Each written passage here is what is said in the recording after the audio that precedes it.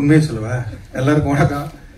பாவம், இதுக்கு முன்னால ஒரு படம் பார்த்தீங்க, இது முடிச்சுட்டு இன்னொரு ஆடியோ லான்ச் இருக்கா? பரவாயில்ல, ஆட்டோகிராஃபர் நாங்கள் பட்ட கஷ்டத்தோட உங்களுக்கு கஷ்டம் கம்மி தான்.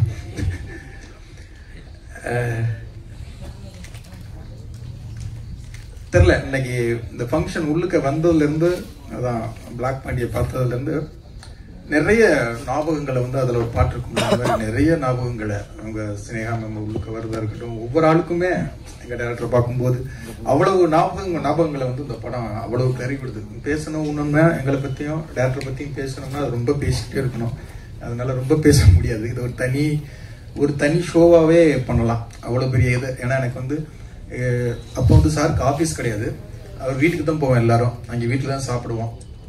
அப்போ ஒரு நாள் வந்து இந்த ஆட்டோகிராஃப் அவர் சொன்ன ஃபாரஸ்ட் டாம் காங்ஸ் நடிச்ச ஃபாரஸ்ட் கம்ப் அப்படின்னு ஒரு படம் பார்த்தாரு. இந்த மாதிரி ஒரு படம் பண்ணணும் அப்படின்னாரு. இதுக்கும் சம்மந்தம் கிடையாது. ஆனால் ஒரே வாரத்தில் வந்து அந்த ஆட்டோகிராஃப் மாதிரி ஒரு கதை சொன்னார். அந்த முதல் நாள் அந்த கதை சொன்ன நாள் வந்து ஞாபகம் இருக்கு. அதுக்குள்ள அப்புறம் வந்து அந்த மல்லிகாவை நடிச்ச அந்த பொண்ணு காலச்சுவடல் வந்து அசிஸ்டன்ட் தாய்மானவன் தான் அந்த பொண்ணை பார்த்துட்டு, சார் இந்த பொண்ணு மலையாளத்தில் நடிச்சிருக்காங்க பாருங்க அப்படின்னு சொன்னது முதற்கு வந்து. அடுத்து கோபியா வந்து டெஸ்ட் அவுட் எடுக்கிறோம். அந்த பொண்ணு அவ்வளவு, அந்த கதைக்கு அவ்வளவு அழகா இருக்கு. போட்டோஸ் பார்க்குறோம், சூப்பருங்கிறோம். 2 நாள் சென்று இந்த பொண்ணு வேண்டாங்கிறாரு. அதுக்கு 2 பஸ் ஸ்டாண்டர்ட் எதிர்ப்பு தெரிவிக்க 2-3 பேர் சார் கூட ராஜேஷன் சொல்லி அவருடைய ஃப்ரெண்ட் ஒருத்தர் இருக்கார். சார் என்ன சொல்றாரோ அவருடைய நிழலா இருப்பார். ஆமாமா அந்த பொண்ணு வேண்டாம் அப்படின்பாரு. இந்த பொண்ணு நல்லா இருக்கு அப்படின்னு, ஆமாமா நல்லா இருக்கு அப்படின்பாரு. ஓ, ஏன்னா அந்த கேரளா கேரக்டருக்கு வந்து அது அவ்வளவு அழகா இருக்கு, அவ்வளவு ரசிச்சு எடுத்துட்டு 2 நாள்ல வேண்டான்னு சொல்றாரு அப்படின்னு நான் சண்டை போடுறேன். நீ வேலையை விட்டு போ அப்படின்ட்டாரு. ஓகே நான் போறேன்னு சொல்லிட்டு போயிட்டேன். அப்ப போகும்போது ஒரு டைலாக் போடுவார் எப்பவுமே, நீ என்னை அண்ணனா நினைக்கிறதா இருந்தா ஒர்க் பண்ணு, டைரக்டரா நினைக்கிறதா இருந்தா ஓடி போ அப்படின்பாரு. நான் போயிட்டு 2 தெரு சுத்திட்டு அப்புறம் திருப்பி வந்துடுவேன். ஏன்னா இப்போ ஆபீஸ்ல வந்து நான் தான் தங்கியிருக்கேன். அவர் சொன்னால வீட்டுக்கே போக மாட்டாருண்ணா, அவருக்கு துணைக்கு நான் தான். அவர் சாப்பிடும்போது நான் சாப்பிடணும், யாரையாவது திட்டுனா ஆமா சார் சொல்லணும், எல்லாத்துக்கும் நான். ஆனா எனக்கு ஒரு பெரிய ஒரு எக்ஸ்பீரியன்ஸ் அது இந்த இது வந்து. ஏன்னா அவருடைய கோபம், வருத்தம், சந்தோஷம், துக்கம் எல்லாத்தையுமே வந்து ஜெகனண்ணன் வந்து அதே மாதிரி அதிகமா திட்டு நான் தான் வாங்கியிருக்கேன். அதிகமாட்டி ஜெகனண்ணனுக்கு அடுத்து நான் சொல்லலாம். ஏன்னா ஜெகனண்ணனுடைய ஜெர்னி பெரிய ஜெர்னி, எனக்கும் டைரக்டருக்குமான ஜெர்னி. அது ஒரு பெரிய கதை. நாங்க மாதிரி சண்டை போட்டிருக்க முடியாது யாருமே. எந்த இயக்குனரும் ஒரு உதவி இயக்குனரும் நாங்க அடிச்சுக்கிட்டது மாதிரி போட்டிருக்க முடியாது.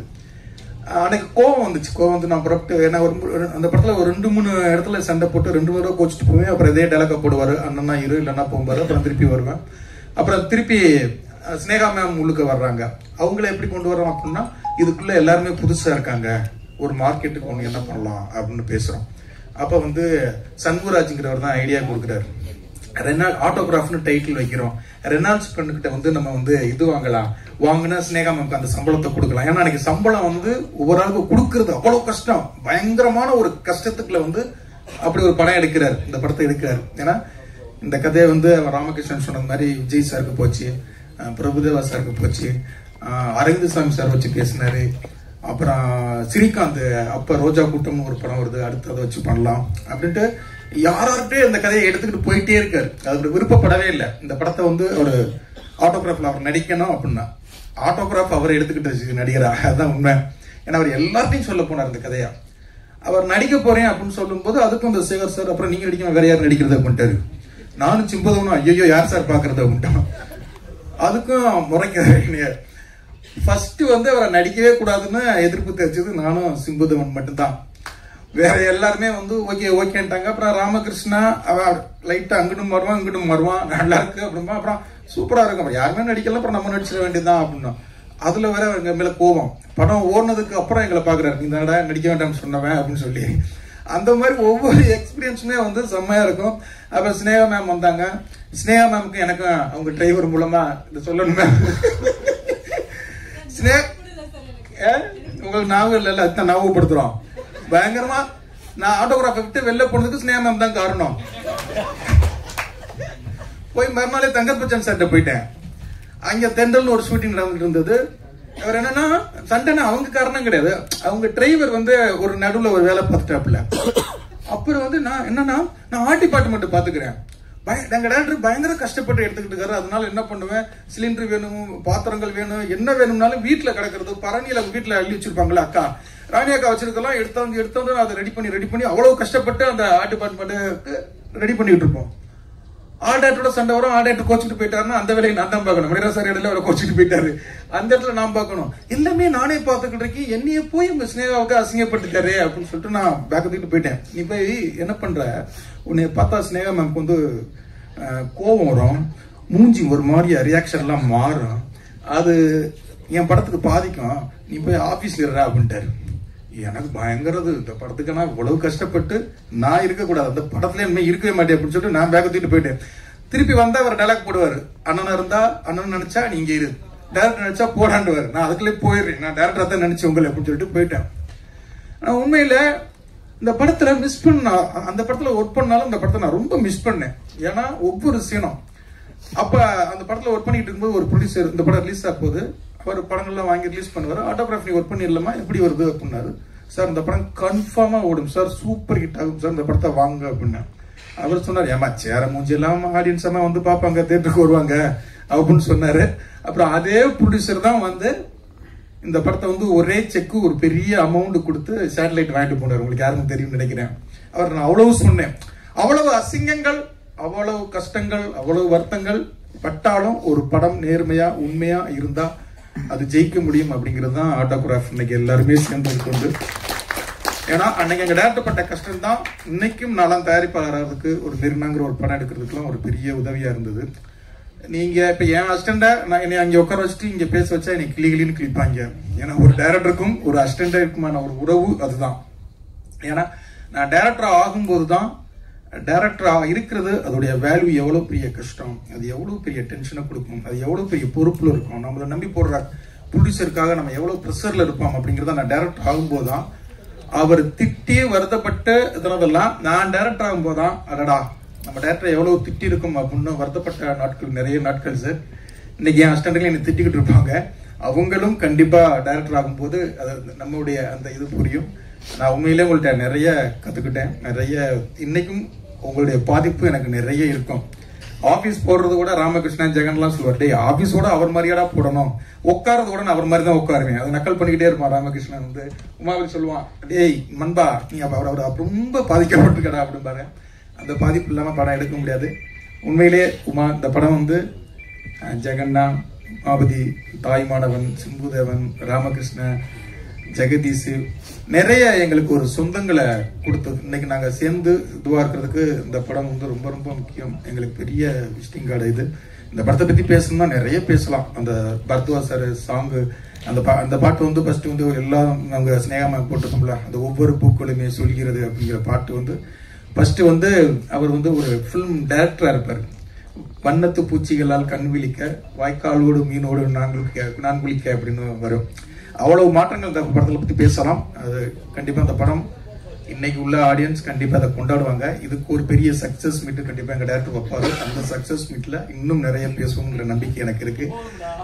வாழ்த்துக்கள், நன்றி.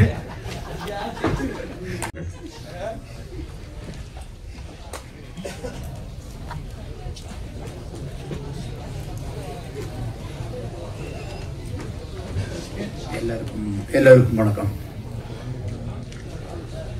இந்த ப்ராஜெக்ட்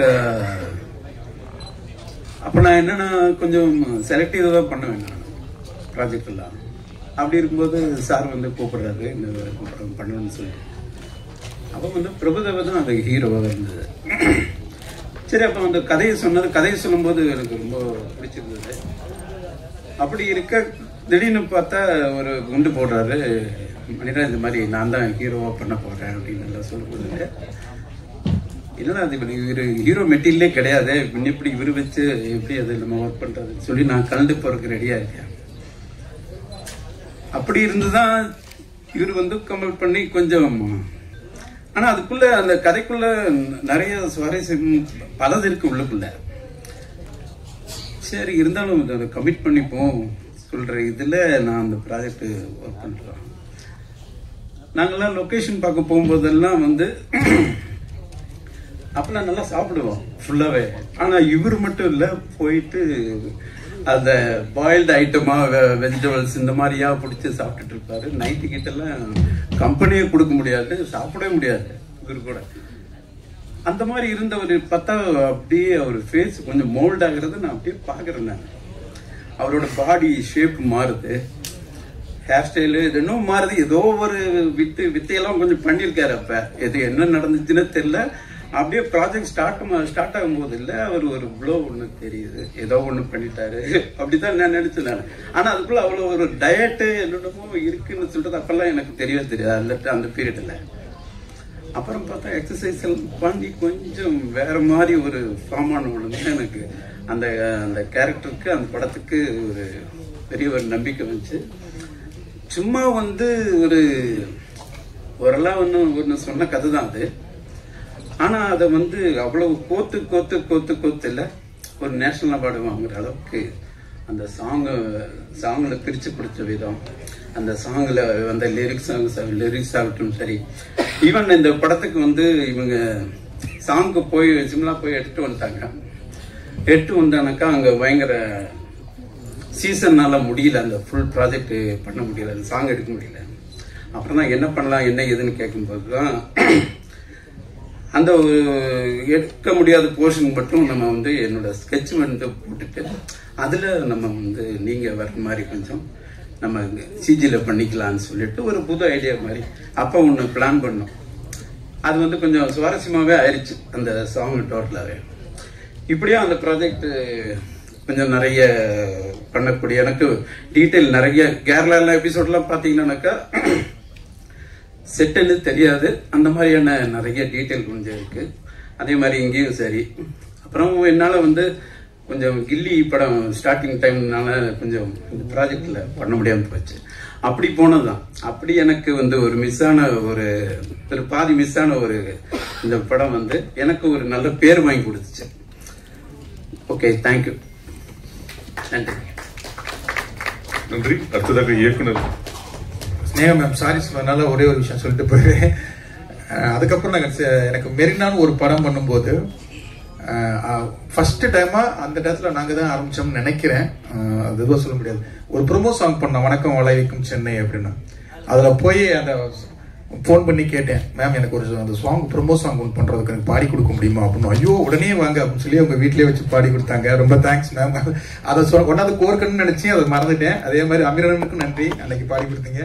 ரொம்ப தேங்க்யூ, நன்றி. எனக்கு ஒரு மீட்டிங் இருக்கு, நான் பரவாயில்ல. தேங்க்யூ.